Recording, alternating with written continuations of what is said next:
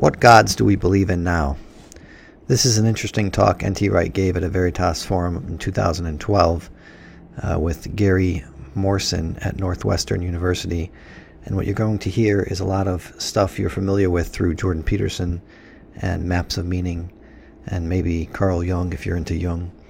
One of the general ideas is that you can try to take God out of our civilization, out of our society, and out of individuals in our society, but there's a gap that forms, and something will always fill that God-shaped hole in humanity.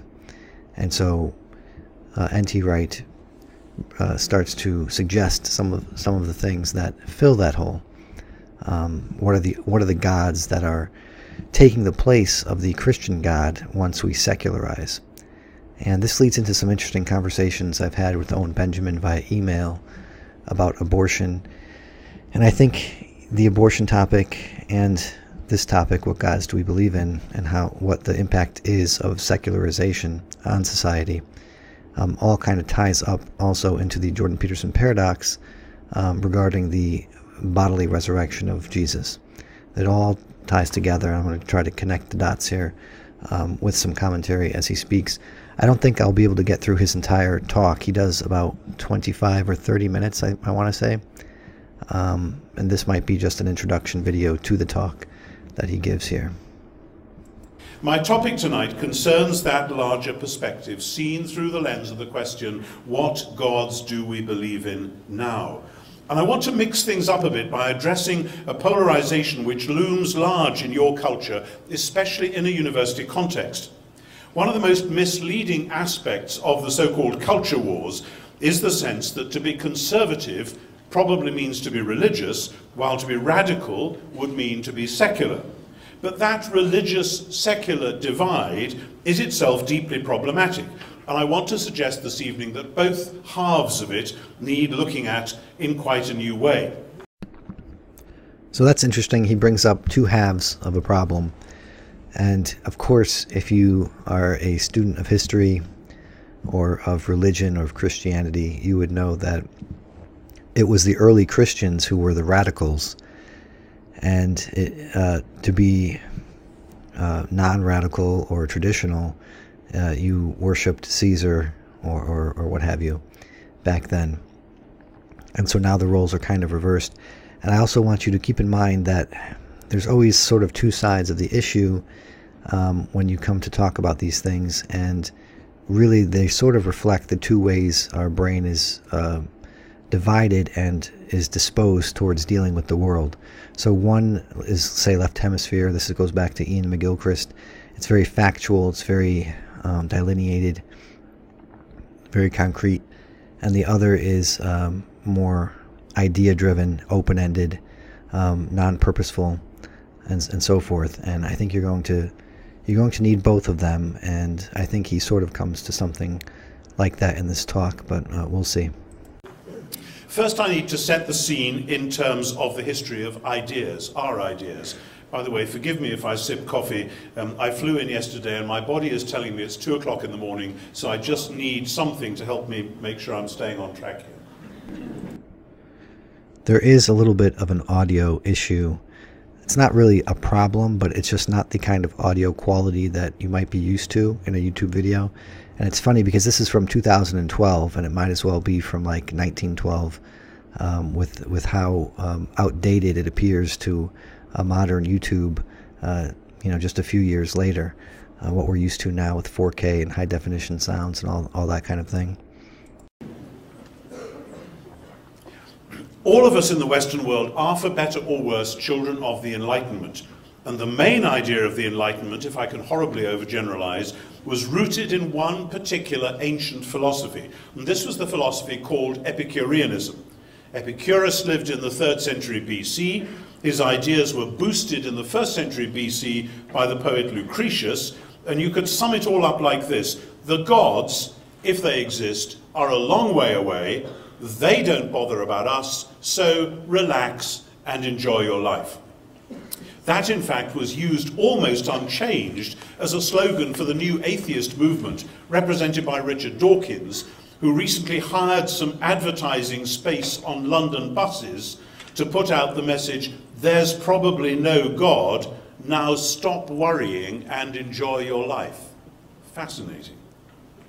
Now, there are three things to note about ancient and modern Epicureanism and how it's affected the way we think now. First, Epicurus and Lucretius were reacting strongly not against ancient Judaism, not against Christianity, which hadn't been invented yet. They were reacting against certain types of ancient paganism, which frightened people by suggesting that there were gods all over the place, and that they were out to get you, and that if they didn't make life miserable for you here, they probably would hereafter. You then get the same reaction, interestingly, in the 15th century AD, when the medieval church had borrowed a lot of those ancient pagan ideas about unpredictable divine anger to frighten people into believing or behaving, and the rediscovery of Lucretius in 1417, and thus of Epicureanism, came to many as welcome good news. And bringing it a bit closer to home, for you at least, when Thomas Jefferson declared in the 18th century that he was an Epicurean, he and his Enlightenment colleagues were consciously reacting against a kind of Christian teaching that threatened people with an angry God, both here and hereafter. Now, if you follow my Fearful Symmetry series, which is about a book Northrop Frye wrote about William Blake, the Romantic poet, you'll know that William Blake was sort of reacting against Locke and Bacon, who he called just Epicurus, reformed or brought into the modern world for his modern world. And he also was reacting against a church who had what he called a Nobodaddy God. It was the sky god. It was the god who was angry and vengeful, and he did not believe that that was a real God. He thought that was very superficial, very one-dimensional, and he much rather see God through Jesus than through the Jehovah of the Old Testament. So he created his own sort of mythology that went along the lines of the biblical narrative, and his Old Testament God is your reason, and he was kind of punny like that. And so it is the rational side of man, and it's a singular side. And once you divide man, when you extract his rationality, what you get is something that's very cold, very factual. It's very scientific. It's about objects and objectifying, measuring and meting out. And so his your reason was the God who created time and space because they could be measured and they're quantities, and you can confine things in these boxes of time and space, and everything is sort of ordered like the left hemisphere. But then he wrote there's other sides of man which combine together to form a true personality, a true God that he saw revealed through Jesus Christ. So it's interesting how William Blake sort of reacts against both of these things without taking one side or the other. Now, you might ask, what's that got to do with the challenges that we face in today's university culture? Simply this, my second point, that Epicureanism wasn't the foundation of modern science, but it was part of the foundation of what we might call modern scientism. For Epicurus, the entire world, including human beings, was composed of what he called atoms. Not exactly what we mean by that word, but not much different either. And these atoms, he claimed, behaved the way they did entirely under their own impulses, including the unpredictable behavior he called the swerve, which caused atoms to combine in new ways, leading to evolution. This is not mid-19th century, this is 3rd century BC. Is there anything new under the sun? Leading, therefore, to new forms of life. So Epicurus, by splitting off our world from any possibility of divine intervention or encounter, he gave to the world a kind of autonomy, an independence. This independence is the ancestor of the Enlightenment's claim to scientific autonomy. And this independence of nature is also something Blake railed against with the deists, and this is part of deism, and Blake wanted no part of that, and he tried to stop that from being influential in the culture. But Blake was sort of a nobody in his time, and he never went to be recognized in his time, or even shortly thereafter his death, he wasn't even recognized. So Blake sort of failed, but in his works there are the groundwork for fighting against the philosophy of Locke and Bacon, the negative senses that their philosophy brought. Of course, like I said in the beginning, you sort of need a scientific sense to get along in the world. So you need that left hemisphere as well as the right hemisphere. There's a reason why our brain is divided that way, and every other animal is also divided that way, because it's part of reality, and we happen to take advantage recently of the left hemisphere's way of dealing with the world. And we're sort of pushing it, according to Jordan Peterson and William Blake and others. I think N.T. Wright is going to mention it. We sort of extend the left hemisphere's disposition towards the world and its dominance too far ahead of the right hemisphere. So that means we have great power without great wisdom. And so where might that get us? Well, the last 100 years sort of showed us what happens when you have great power without great wisdom, or when you have a lot of scientific knowledge and so forth without a lot of religious knowledge. When you start to secularize, when you remove the myths that sort of kept humans alive, and you give them these great weapons, what might happen? It's also, of course, the root of modern political autonomy, the cousin of scientific autonomy. The parallel development of those two in the Western world ought to give us food for thought. Just as in Epicureanism, you get rid of divine interference and let the natural world evolve in its own way, so you get rid of the divine right of kings and let democracy develop in its own way. That belief has driven our Western assumption that when countries elsewhere in the world get rid of their tyrants or dictators, they will naturally want to become Western-style democracies. And when that doesn't happen, as it hasn't, we have no other narrative to help us understand what's going on. In fact, letting systems do their own thing, as Marx saw clearly, might well mean that, like some elements in the natural world, they boil over into revolution. An Epicurean vision of politics would need to allow for the equivalent of volcanoes. So here then are my first two introductory points. First, Epicureanism, ancient and modern, has reacted against a perception of an angry and threatening God. And second, it results in detaching divinity from the world of space, time, and matter, allowing the world, the natural world, the political order, to develop and evolve under their own steam. And this brings me to my third introductory point, that this confluence of ideas has given birth to what we loosely call secularism. Secularism is a complex phenomenon in itself, but it's become a dominant motif in Western culture and in America and American universities in particular. Despite, or perhaps because of, the continuing and often strident religiosity of some parts of your culture, by the way, totally different from mine, there is no equivalent in the UK to modern North American fundamentalism, only in tiny pockets here and there. But despite, or perhaps because of that, there has been increasing pressure in America to banish talk of a God from public life, and to conduct everything from scientific research to politics, even to marriage, on the assumption that the world is and means what it is and means, without reference to anything beyond its visible and in principle scientifically measurable self. Now, I've put tonight's question into this triple context because it seems to me vital if we are to understand where we've come from and not accept the sacred-secular divide or the religious-non-religious divide as simply part of some unalterable and given cultural landscape. It is no such thing.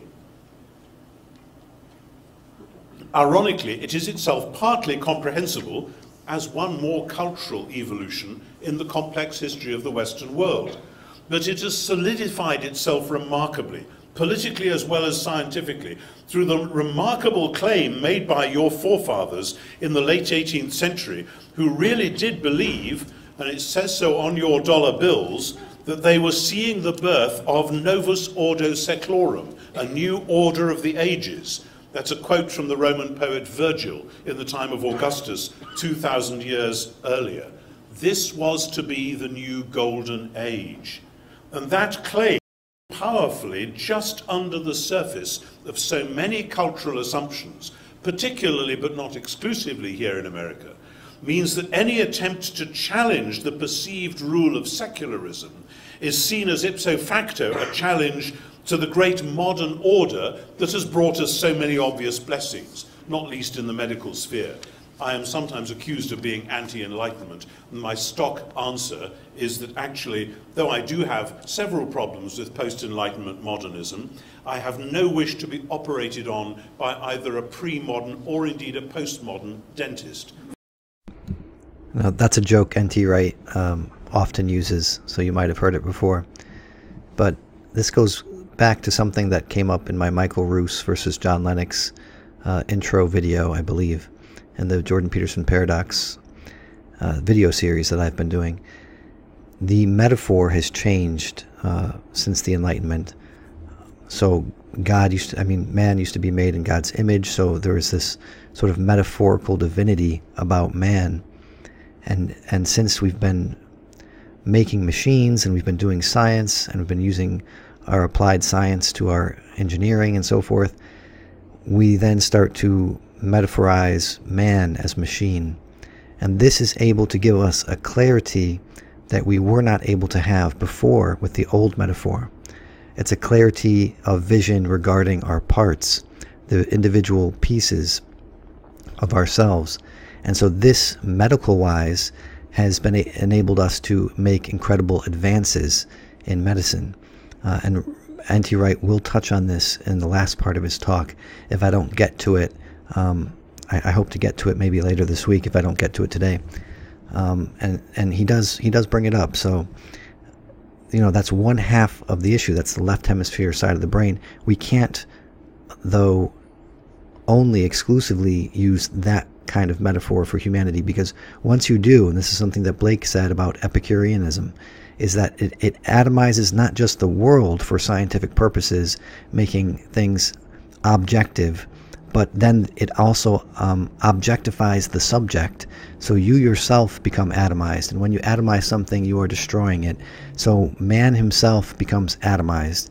There is no longer a subject. There's only objects in the world, and this is why Sam Harris sees the world so much differently from Jordan Peterson, because this goes right back to the beginning of Maps of Meaning, where Jordan's talking about how the subjective and objective world were once unified in the pre-experimental mind, the pre-scientific revolution, and then over these last few hundred years, we've strenuously been dividing our meaning from our sense data and the objects in the world. And this is something that's not natural, that as Jordan lays out in the first few pages of Maps of Meaning. And it's something that N.T. Wright is going to talk about further on in his lecture. Thank you very much. Go figure. All this leads me to the second and central section of this lecture, in which I want to suggest that the assumed standoff between what we call religion and what we call the secular world, and the cultures which have grown up around this standoff, are radically misconceived, and that there are other ways of looking at the whole thing which would be more accurate in description, more helpful in enabling us to find our way forward, and indeed more Christian in their conformity to the interesting and often forgotten message about Jesus himself. So to the second section of my lecture, what happened to the gods? One of the things you learn early on in science is that nature abhors a vacuum. You can create a vacuum, you can sustain it given the right technology, but atmospheric pressure always threatens to break back in, and sometimes it will cause an explosion. Something similar is true with philosophies and worldviews. They abhor a vacuum. You can push God or the gods away upstairs out of sight, like an elderly, embarrassing relative. You go and live upstairs, they're there. But history shows again and again that other gods quietly, or sometimes noisily, sneak in to take their place. And these other gods are not strangers. The ancient world knew them quite well. Just to name three most obvious. There is Mars, the god of war. There is Mammon, the god of money. And there is Aphrodite, the goddess of erotic love. One of the fascinating things about modern Western ideas has been the work of the masters of suspicion, Nietzsche, Marx, and Freud, claiming to reveal the motives that lie beneath the outwardly smooth and comprehensible surface of the Western world. It was all about power, declared Nietzsche. No, everything comes down to money, said Marx. Ah, it's all about sex, said Freud.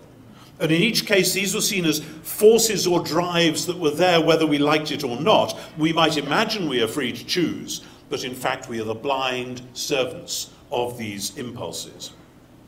Take them in reverse order. It's hard now, actually, to imagine the world of the 1950s, when I was a child. There was more or less no pornography. The great majority of married couples stayed married. When I was at school, I knew precisely one boy who came from a broken home. No doubt a great deal of what was seen as illicit sexual activity went on below the radar, but a broadly Judeo-Christian moral stance was assumed in society, which meant, importantly for the story I'm telling, that most people felt under at least some pressure to resist impulses which, left to themselves, would have moved in a very different direction. But when Freud became popular, filtering down into mainstream culture in novels and plays, people began to speak of the erotic impulse, often called the life force, precisely in the way that they might, centuries before, have spoken of a divine command. One should not resist. One could not resist. It would be hypocritical and wrong. I don't think people any longer speak reverently about the life force in that way. It's just assumed. The late Christopher Hitchens, another high priest of contemporary atheism, said that there were two things you should never pass up an opportunity to do. One was to appear on television, and the other was to have sex. The goddess Aphrodite, even if unnamed, is believed in and served by millions. Second, Mammon. You in America hardly need me to tell you about. I thought this is sort of related to an email exchange that I had with Owen Benjamin about abortion.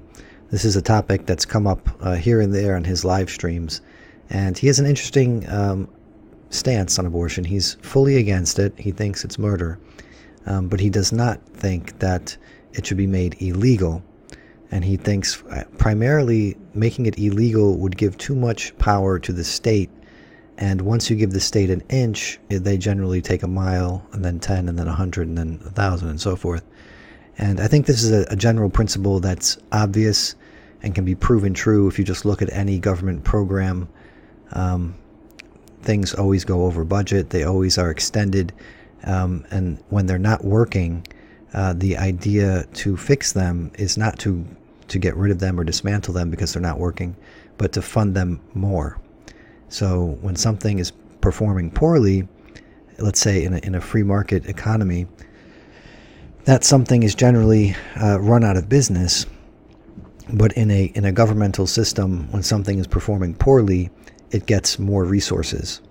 So it's sort of the opposite of what you'd want in order to have some kind of system promoting success, just as this sort of dog-eat-dog capitalistic world where, you know, if you can't survive on your own, you just kind of go under, and so only the strong survive, supposedly, in a pure free market system. Only those who are serving their customers best are able to make a profit and continue on in business. In a governmental system, it's the total opposite set of perverse incentives. So the more poorly you perform, the bigger your budget will get, and the more power you're going to be able to get. You're going to, wrap your tentacles around even more things in the private sector and so forth. So I can see why Owen doesn't want government involved in the policing of abortions. And so what Owen's idea is that people should be changing hearts and minds on a one-to-one basis, family, friends, and so forth. And as the culture changes, you heard N.T. Wright saying that this is about the culture war, the changes in culture. As it changes person to person, family to family, street by street, church by church, eventually the culture will be such that you will not need a law for abortions to be made illegal. They will just barely ever happen except when they're medically necessary and so forth. There is a sort of libertarian case to be made that if a mother has a right to self-defense, so if the fetus is going to kill the mother, then she has certainly a right to defend herself. I think, morally speaking. Again, it's up in the air, depending on who you talk to. But so I was trying to argue with Owen that although I agree with him about handing over power to government, and I agree with him that changing hearts and mind, person to person, little by little, to change the culture is certainly a valuable start to things. When the other side is using a sledgehammer and you're using this little a rubber mallet, you're not going to ever get anywhere.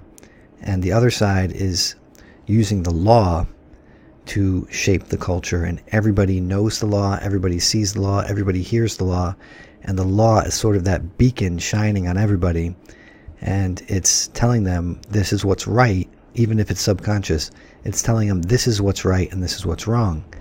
So even though, for example, as Jordan Peterson said, and many others have commented, when Moses brought down the 10 Commandments, he brought down commandments that people had already been doing. It's just that this was sort of the things that worked sort of cemented, written in stone, right? So that everybody can refer back to it and see clearly this is what's right and this is what works and this is what doesn't, and so forth. The law, similarly, everybody kind of looks to it and says, oh, okay, so that's what works, that's what's right, and they go on and live their lives accordingly. So my argument to Owen is, if the other side is manipulating a whole population basing it on the law, then we have to also use the law, and we have to be able to change the law and say that this reflects our ethics as a society more than Roe versus Wade does.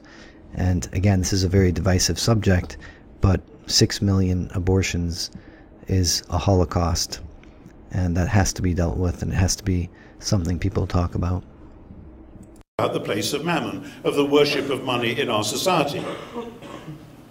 But Britain, or at least London, has prided itself on being the financial capital of the world, and the major financial scandals and banking crises that have shaken our system over the last decade have done nothing to damage our faith in this ancient and yet very modern God. We still assume that though something has gone horribly wrong, the only thing to do is to shore up this idol and get it going again, despite the gross inequities in our own Western world, the countries still suffering from unpayable debt, the rising tide of poverty in all sorts of unexpected places, and so on. Perhaps it wouldn't be straining the point to say that many students now still hope, rightly or wrongly, that a degree will be a passport to a good job and hopefully a good salary, and one feels that's justification enough. As long as it gets me into some money, that'll be all right. But you can recognize the worship of mammon precisely at the point when somebody asks you to do a job for which you will be paid considerably less than you are at present. What would you say? And would it feel odd? The same is true, of course, in relation to Mars, the god of war, and the whole world of power, force, ultimately of arms and violence. Our Western culture has... I'm not sure I understand exactly what he's saying in regards to that last statement he made about mammon and taking a job for lower pay. So if anybody wants to explain that to me, I don't know why. It's not clicking for me. I understand the worship of money in our society and that, but I just don't quite understand what he's saying there about taking a job for less. So is he saying that, I'm just thinking out loud here, that so if I'm working for $100,000 a year and someone says I can do the same kind of work, you know, everything's exactly the same except I'm going to be paid half as much, and then I decide I don't like it, so I do something else, so that means I'm worshiping I'm worshiping the money. I don't understand. It's not clicking for me. And I just want to retouch on the abortion thing. I've been back and forth on abortion personally my whole adult life. I've been, you know, I've been back and forth on the issue. And right now I feel very similarly to the way Owen does, except I think that the law has to reflect our ethics as a society, and so people have to sort of come together on that. I think polls have shown, see, when you go into polls, it gets tricky, because what are the questions being asked, who's being asked, and so forth. It can get very tricky, but so I won't even go there. But I'm very familiar with every side of this issue. So if you want to bring up, oh, well, you know, if you make abortions illegal, then women will die trying to get them. I know all of the pros and cons of everything. Of course, I'm always open to hear something I haven't heard, but I'm very well read and well versed in all the arguments for this issue. That's why arguing with Owen was sort of pleasant, because we were sort of arguing, but we were sort of on the same side of the issue virtually. It was about the finer points of how we go about changing this ethically in society.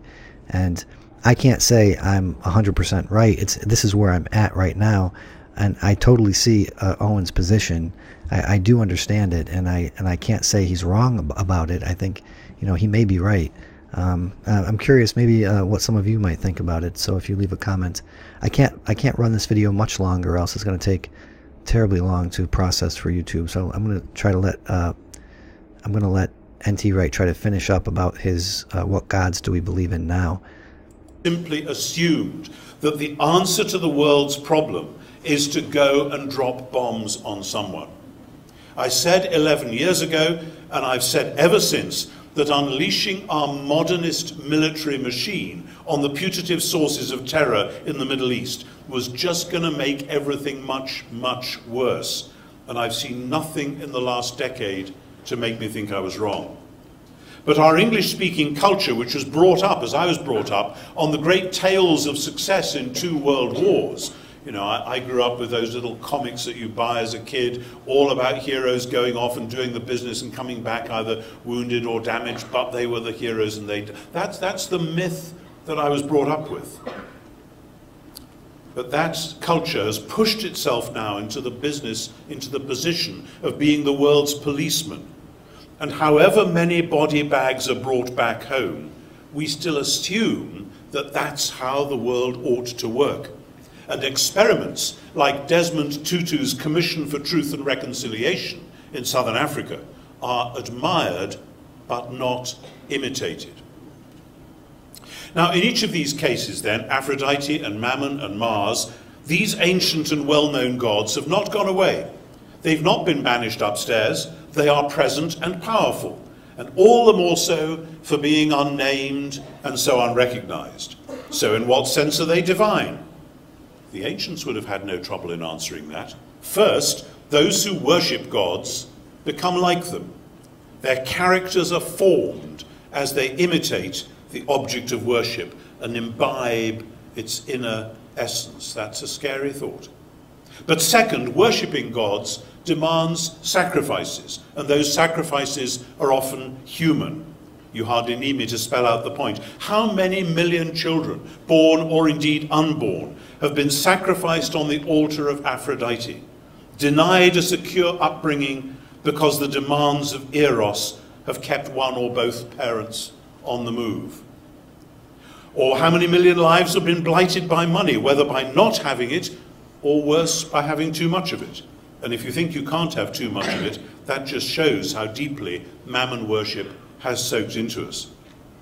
And how many people, how many lives are being torn apart as we speak by the incessant demands of power, of violence and war. Now please note, I'm not saying that sex is evil. I'm not saying that money is bad in itself.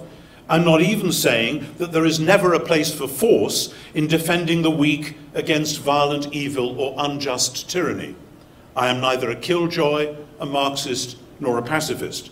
My point is that our society, having claimed to have got rid of God upstairs so that we can simply live our lives the way we want to, corporately and individually, has fallen back into the clutches of forces and energies which are bigger than ourselves, more powerful than the sum total of people who give them allegiance, forces we might as well recognize as gods. Those are just the big and obvious ones. There are other ancient gods still alive and active. I love the way he phrased that, and you can get on to say that Jesus has sort of saved humanity. When you start to worship God through Jesus, you're saved from becoming a slave to Mars or Aphrodite and so forth. Like, those were sort of the slave gods, and it's very interesting to think about it that way, and how a life in Christ is in some ways a life in freedom from that slavery.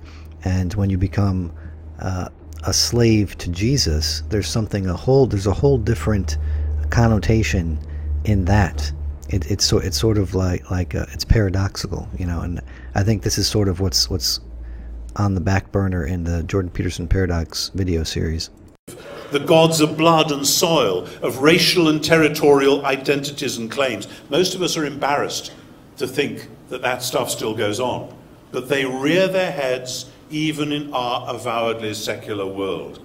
And behind them all is a force which we invoke still at every turn, a force assumed by the media in particular, a force called progress. Again and again we hear it on our radios, and I hear it when I come over to your country. Now that we live in the modern world, says the commentator or the chat show host. And that comes as the backup to some argument, usually a secularist argument. Now that we live in the 21st century, people say, as though a change in the calendar meant an automatic updating or upgrading of moral systems and assumptions. Now, you only have to think for a minute to see how ridiculous this is, but people still say it, and worse, they think it, and worse, they assume it. Doesn't that sound familiar? Matt Dillahunty, Sam Harris. A further moment's thought shows how this integrates with the three major divinities. Western progress means that we now have the technology to send unmanned drones to kill people in Pakistan. What would we think if another power managed to do the equivalent to us? Medical progress enables us to have more sex with more people with less risk, up to a point. So if risk was the only thing stopping us, what's the problem? And electronic financial systems enable us to gamble with zillions of dollars of someone else's money, so why not? And so our brave secularist world lurches to and fro in obedience to impulses which an earlier age would have recognized as divine, but which we, with our late modern Epicureanism, have not named as such, and so have not challenged. Now you may say, what's all this got to do with religion? Many in Western culture, of course, still think of religion as saying prayers, going to church, reading the Bible perhaps, not least living in hope of going to heaven, however vaguely that is expressed. This is a thoroughly modern definition of religion.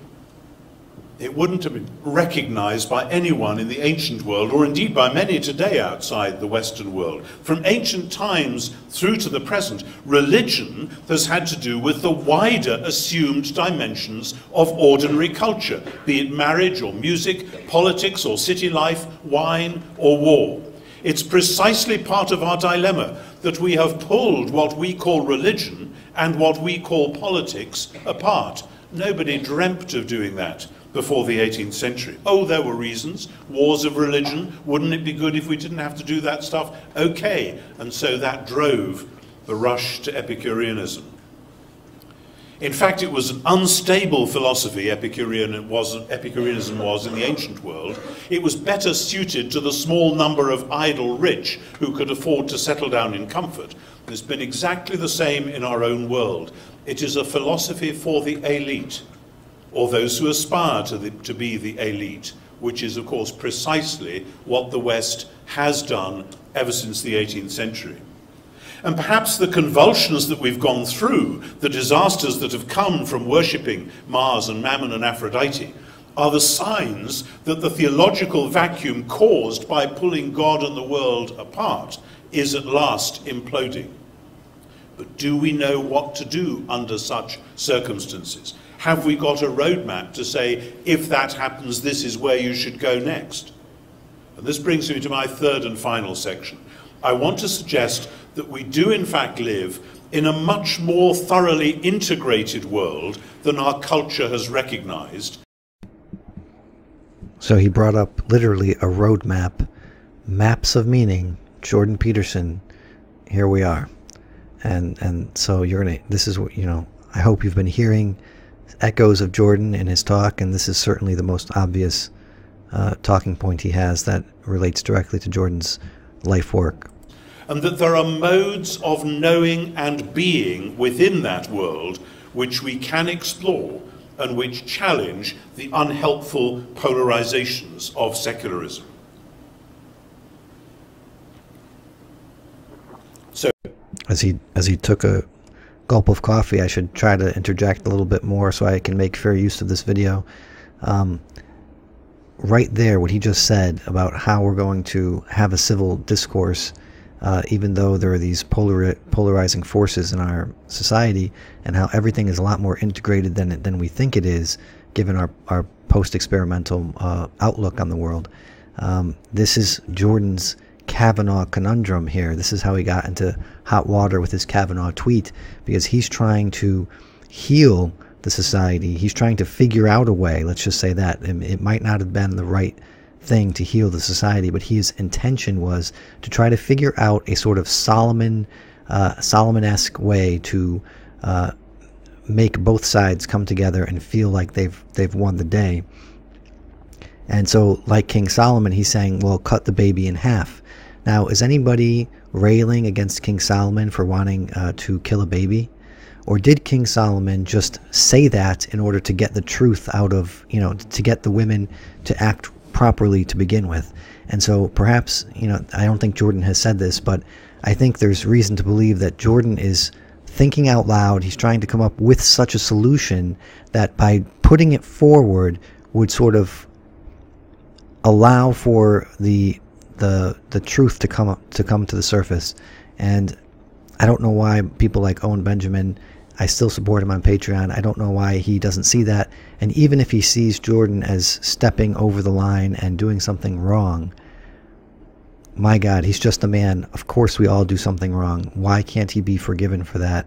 I still don't understand Owen's hardline stance on that one trespass. And again, Owen will say, oh, well, it's the very foundation upon which he stood. That's why he can't be forgiven for it. But I just don't see it that way. So my third part, believing and knowing in an integrated world. In many parts of the university world today, people assume that real intellectual work takes place in the objective world of the hard sciences, and that the more you move in the direction of the so-called arts, especially things like metaphysics or theology, the more you're simply talking nonsense about nothing. You see this in conservative circles, where if you're not in some kind of, how do you say this, some kind of area of study in college that prepares you for a job. And to me, that's just job training. So, and my family is very conservative, and we have a lot of engineers in my family. So if you're not into computer science and engineering, which was what I started out with at college, then you weren't really doing anything. You were just wasting your time. And you see this in a lot of conservative circles now, where any kind of degree in the arts, like I ended up as philosophy, is seen as a waste of time because it doesn't bring in the money, it doesn't bring in job security and so forth. And I guess it goes to Wright's point here about what gods do we really worship. And I could see that in my family, that a lot of people are worshiping money more so than they are Jesus, right? And because it was always about, well, it's always about this money issue. And conservatives have, I think, as a culture in our society, have ceded the ground of art to the liberal side of the political spectrum. And so they have sort of taken over that area, as is natural to their personality, by the way. So I think there's also that other side of it too. But this is a problem for conservatives, because if the art is exclusively going to lean left, they're not going to be developing good or new ideas. And now this is Jordan's point, that both sides have to come together, both sides of the brain have to work together. There's going to be naturally, the left is going to naturally be the idea people, and the right are going to be the natural ones to run, to make the ideas practical and work and run them day to day. But I think, anyway, I shouldn't belabor that point. I'll just let N.T. Wright make the better points. Again, that's a function of those Epicurean assumptions, not of the hard sciences themselves. There have been many periods and cultures in history that have developed very sophisticated scientific work without assuming that you had to split that off from other kinds of knowing, other aspects of culture. Nevertheless, many of today's leading scientists have been brought up on the split world viewpoint. Some have even, with unintended irony, made it an article of faith that one should not allow articles of faith into the classroom or the laboratory. Some Christians have gone along for the ride. 10 or 12 years ago, I was invited to speak at a think tank in Washington about Christian ecological work, working towards reduction of global warming and rescuing the planet from all the stuff that we've been doing to it.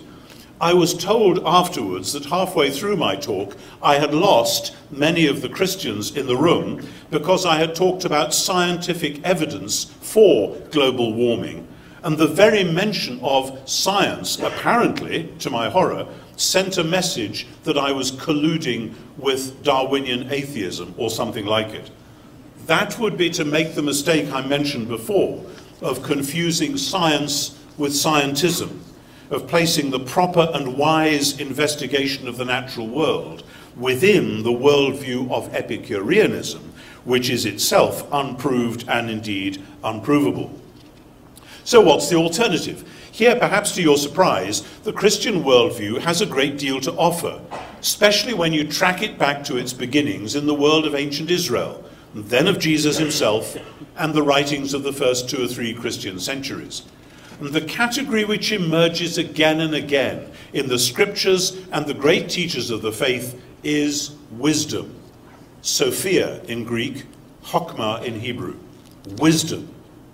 Wisdom is a strange, evocative figure, sometimes personified as a lady inviting people to a feast, teaching people how to navigate through this wonderful but dangerous world. Wisdom in the scriptures is what was possessed by the master builder who constructed the beautiful tabernacle. It's what Joseph was seen to possess when he advised Pharaoh how to cope with upcoming ecological and economic disaster. It's what Daniel had when he was able, uniquely, to read the writing that appeared on Belshazzar's wall. We in our culture have often split apart skills like architecture and engineering on the one hand, skills of philosophy or political insight on the other. The figure of wisdom holds them together. Wisdom, according to Scripture, is what you need to be genuinely, fully human. And genuine, full-rounded humanity is what our culture, with its pretense at religion and its variety of unnamed but powerful gods, has been remarkably short of. So here he's made the point where we do need both sides of the way to do these things. We need the left hemisphere, we need the right hemisphere, we need the scientific fact and the religious mystery working together. And he's going to make some very interesting rhetorical points here. There are 3 steps to biblical wisdom. They're all summarized in a much repeated shorthand, which probably sounds forbidding to us. Again and again in the scriptures we hear, the fear of the Lord is the beginning of wisdom. Now, our problem with that is that we've all forgotten who the Lord is, And if you go out on the street and say to somebody, do you or don't you believe in God, and then you talk about which God it is they believe in or don't believe in, again and again still, people will talk about the old bully in the sky. That's the one we don't believe in, or if we do believe in him, we're a bit frightened. We mistake God for a distant, faceless bureaucrat. And so we've forgotten that when the scripture talks about the fear of the Lord, it doesn't mean a cringing, nervous, slavish state, but the reverence and awe properly due to the creator and sustainer of all things. In other words, just as the concept of faith changes in accordance with its subject, if what you believe in is a being like an amorphous and characterless gas, that faith will be a very different thing from the sort of faith you have if what you believe in is the Father of Jesus Christ. So the word fear changes too, depending on whether the God you imagine is a celestial bully or the God of faithful love. And my point is this: in the biblical traditions, the human subject is imagined not as the lonely, isolated individual who can work things out for himself. In those traditions, it usually was a he, but rather as someone who is located in relation to three other coordinates. Let me mention the three briefly. First, the knowing subject is made in the image of the Creator. Part of the meaning of that evocative phrase is that the subject is called to reflect the Creator's wisdom and his care into the world, and so then to reflect the praises of creation back to the Creator. That is the human vocation.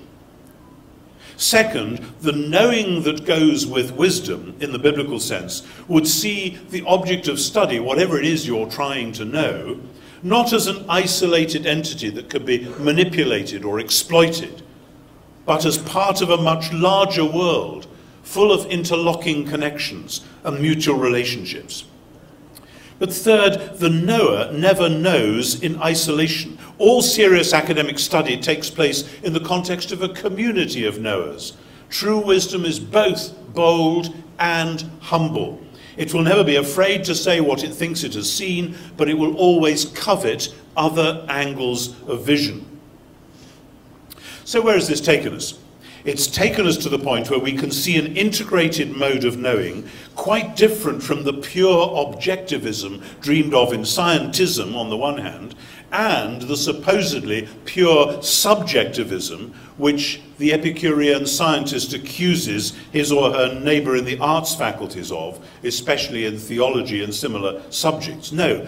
All knowledge, suggests biblical wisdom, involves human beings in a much more complex series of relationships than simply that of the detached observer obtaining a supposed view from nowhere. Please note, the scientist studies that which can be repeated. The historian studies that which cannot be repeated. But in many other respects, the sequence of knowing is the same, from observation to hypothesis, to further testing, and all suffused with a wonder at the rich complexity of life, which is a different sort of life to ours. And other disciplines will do the same. The whole process requires humility and patience. It requires an unwillingness to grab at the material or to foist one's own ideas or personality on it.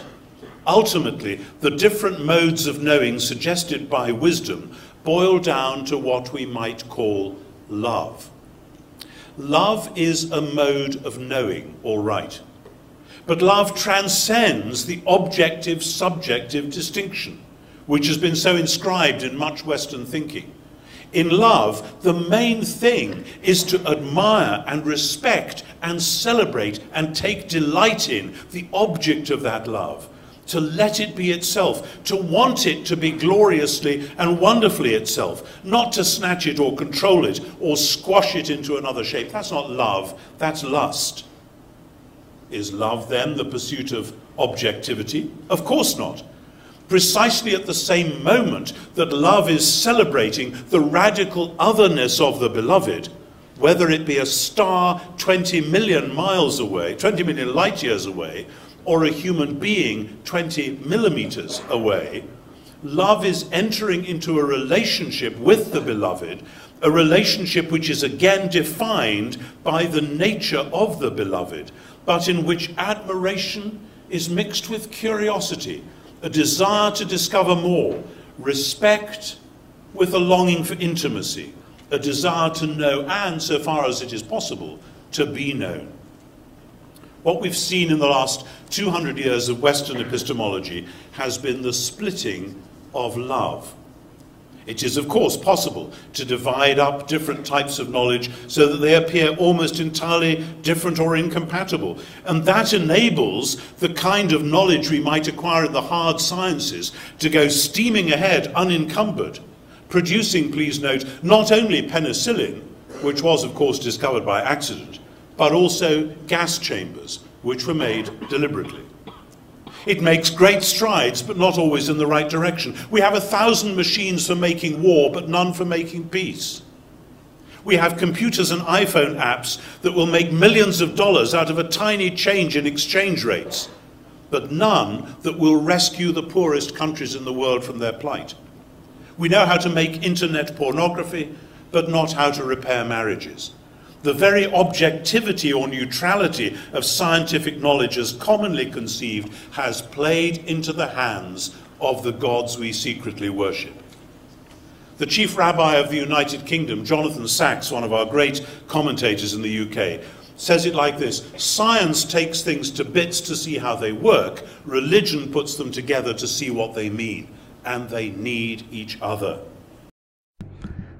I've been wanting to interject for the last 5 minutes because this point about love, bringing the two sides together, I see them as the two hemispheres of the brain, as McGilchrist might, in The Master and His Emissary, is so important, and it's driving right into my Jordan Peterson paradox series, that this is one of the ideas I've been thinking about and extracting slowly over the last few weeks. And here I see N.T. Wright really getting to the heart of the matter that I've been circumambulating in that series of videos, and that I've been trying to get at.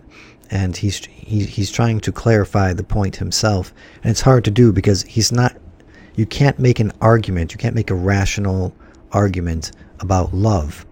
And this is where I've said, Jordan Peterson has said, he's painting a picture, so you have to follow along, you have to look and see what he's doing there, and look at it and respond emotionally to it. Now, this is something, again, in conservative circles, they're going to discount emotional reactions and feelings, and they're going to say that's not an argument. That's not you hear that from Stefan Molyneux a lot. But what they don't understand is that they're only using the left hemisphere side of their brain. They're only using the ratio, as Blake would say, which is the thing that Sam Harris has made his God, and that's the thing that rationalizes death camps and so forth. And you can rationalize anything with that side of the brain because it only knows what it knows. It knows nothing beyond itself, and everything is sort of congruent within the system. So that's like mathematics. Everything sort of coheres with each other and itself. N.T. Wright has made this very important point about love. You can't make it into a rational argument. It has to be more like a picture that's being painted, and you have to examine it and react to it emotionally. And we have this emotional intelligence. This is right hemisphere thinking.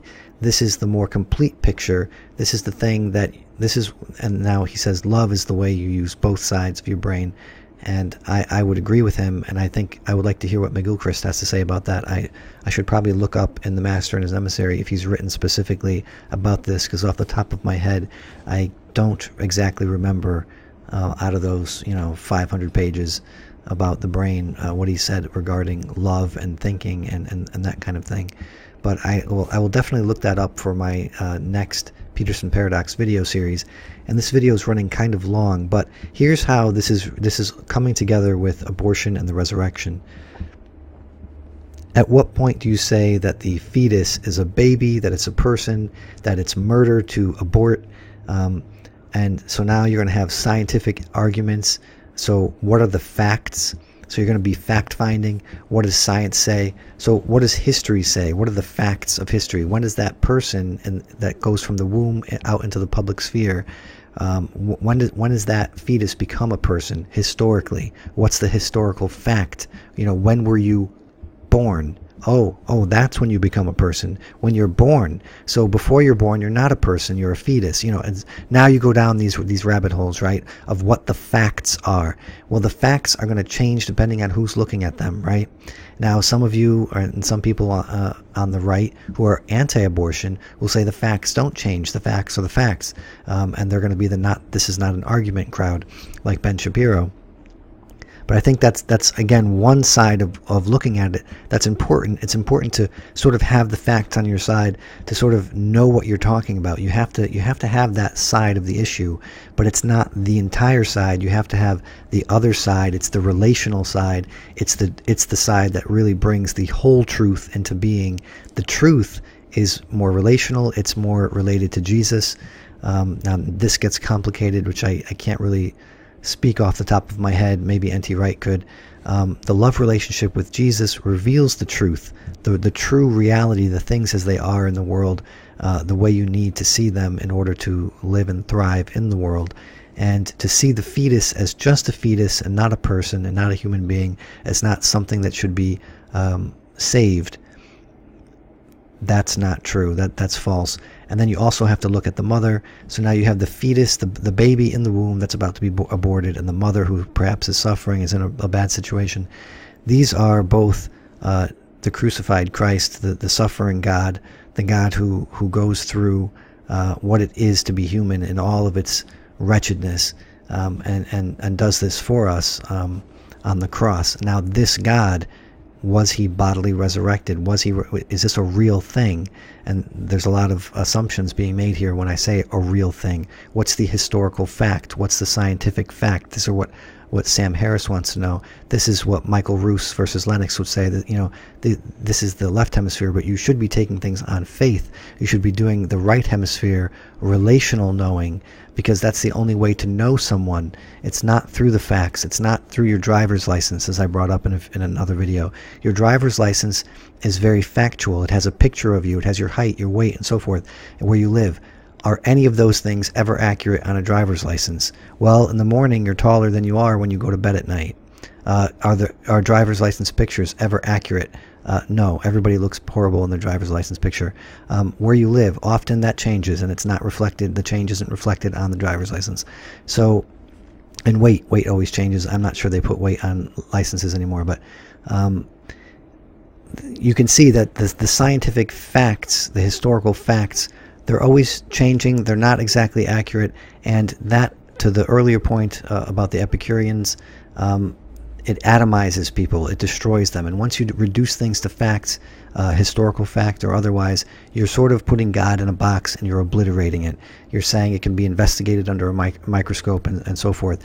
And that is a way of looking at the world that's purely left hemisphere. It's purely about the judgment that what is real is only what I can see with my eyes and touch with my hands. And the Bible goes over that, endlessly if you're reading it. We have run the risk for too long of taking our whole world apart to see how it works, in order that we may make it work to our short-term advantage. Perhaps it's time to allow other perspectives to come into the frame. And for the Christian, of course, the central claim is that in Jesus, the Jewish Messiah, wisdom become human, become a person. Jesus went about bringing precisely that reintegration for which the world had longed, taking upon himself the disintegration and selfish hatred of the world, and rising again to launch the project of an integrated new creation. Modern science, insofar as I understand its origins, began with people who were in themselves quite devout, believing all this, exploring the natural world with respect and delight as the mysterious creation of a wise creator. But the Epicurean split world of the Enlightenment, embraced not least because of the political and social advantage that view is supposed to bring, encouraged a split world of knowledge, a two-track culture in which each side became increasingly opaque or even repellent to the other. And in your country, at least, this has got itself hooked up with the so-called culture wars, greatly to the detriment of all parties. I believe it's time to work for a fresh integration. And I suggest to you that the figure of wisdom incarnate, Jesus himself, is the place to begin if we are to discover what that might mean, not only for ourselves, but for the wider world that knows only too well what a divided existence is like. The great claim made by the early Christians was not so much that in and through Jesus they had a secret knowledge. Some people tried to go that route, but Paul dismissed it and said that was just the route to pride. Their great claim was that in Jesus they had discovered a larger reality within which their own partial knowledge would make sense. And that larger reality was what they called agape, love. The love of the Creator God for them, and the love which they then found in themselves for the Creator, for his world, and particularly for one another and all others around. Authentic Christian faith, then, is not to be played off against scientific knowledge. Rightly understood, faith and knowledge are both offshoots of a larger reality, whose name is love. Jesus himself has, of course, been studied historically from every possible angle. Some have despaired of ever understanding him. Some have even questioned whether he ever existed, though no serious historian makes that mistake. As a historian, I can say with confidence not only that he really did live in first century Palestine, that he really did tell his surprised contemporaries that the one true God was now taking charge of the world in a whole new way, and that he went to his death believing that that was how God's powerful love would overcome the power of evil and launch new creation. And again, as a historian, I have to say that without Jesus' resurrection, I cannot explain why Jesus' disciples would have taken that claim seriously for 1 minute after his violent death. Of course, all this poses challenges for us at the level of worldview, as it did for Jesus' own contemporaries. They knew just as well as we do that dead people stayed dead. But Jesus' first followers not only believed that he really was alive again, but that he had, as it were, gone through death and out the other side, leading the way into a new mode of being in which the power of love would defeat the love of power, in which creation and beauty would win out over death and decay, and in which God himself would become present to and with people of every shape and type, offering healing and reconciliation, a new start, a new life, a new way of life. Sometimes, as in science, as in history, the great leap forward to a fresh hypothesis. I hope some of you will have the joy of that in your academic and professional lives. The great leap forward to a fresh hypothesis happens when you put a new element in the middle of the picture and discover that all the jumbled pieces come together in a new and coherent way around it. That's what it's like when you put Jesus as wisdom incarnate into the middle of the picture. Because it's Jesus, it doesn't happen all at once. He wants us to grow up and take responsibility, to think it through, to be learners, disciples, not just mute followers. But because it's Jesus, he offers and provides the strength and courage which enable us to believe, to learn, and to join in his project of healing and hope and love. I thought that was a great ending to his talk and a very powerful way of putting it. And I think Owen Benjamin needs to hear something like this in regards to Jordan Peterson, if you want to take it down to a small micro level. Because we're people, we learn, we grow, we make mistakes, but we keep on moving forward. And because we're people and not machines, we do make mistakes and we are able to heal through those mistakes. And these are aspects that are not mechanical. Machines don't heal, but through Jesus we heal and we're able to keep going. So I really would wish, if anybody is listening to this and you're a fan of Owen Benjamin, and send him this link in one of his videos. He usually looks at his comments. I'll try to comment about it too, although I'm not one to do a lot of self-promotion, and most of the time, actually, in a lot of these Jordan Peterson Facebook groups and all that kind of thing, self-promotion is not even allowed. So if you like these sort of videos, and you're in any of those Jordan Peterson groups on Reddit or whatever, some of you have posted there, which I appreciate a lot. Keep on trying to spread some of these videos if you find them useful or enjoyable at all. If not, of course, don't spread it. So thank you again for watching. This has been a little bit longer than my usual videos. Please subscribe and give the video a like. It really helps the algorithms. Thanks again.